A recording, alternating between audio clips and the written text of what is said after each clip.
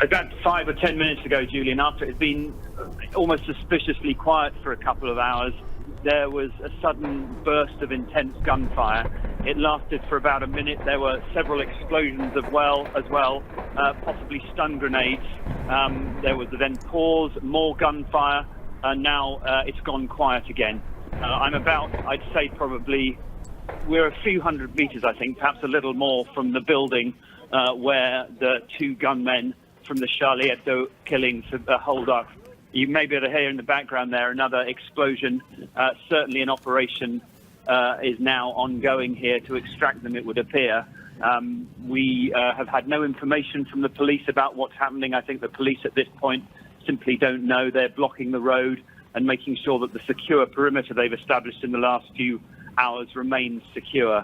I think the police had always assumed that the two men would be unlikely to come out peacefully. We don't know exactly what's happened so far, but certainly, as I said, about 10 minutes ago, suddenly a minute of intense gunfire and explosions, which could be clearly heard across the town.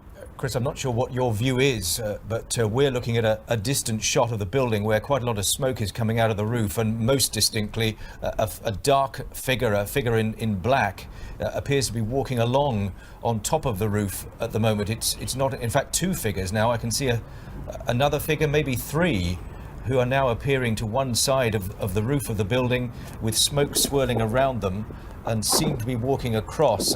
Again, you may not be able to see that from where you are, but that's what we're seeing here.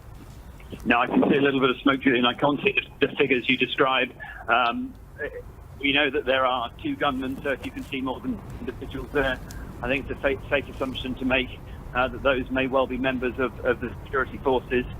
We know from local officials here that there was a hostage inside the building. Let's remember it was a small printing company in a small industrial estate on the edge of this town just northeast of Paris. The two gunmen arrived here after a car chase, after they shot their way through a roadblock, having stolen a car earlier this morning, having been on the run for 2 days after their attack on the offices of Charlie Hebdo in the centre of Paris. The police were clearly pleased that they finally identified them. They brought them out into the open.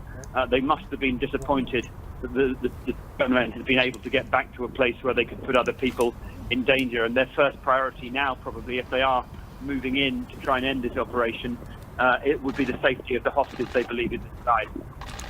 I'm just looking at another view, and again, the view that our viewers are seeing at the same time. This is from one side of the building. It's slightly closer to it in terms of the actual detail of the view, which appears to show it was a moment ago two police figures, I'm assuming, now just one close to the wall of the building. The lights are now increasingly bright as well, because we're talking about dusk as well, and clearly in the minds of those who may be carrying out some sort of attempted conclusion to this is that this has been a number of hours, darkness is falling. At some point there has to be a way of ending this. Yes, and don't forget the two gunmen have been on the run for over 48 hours now.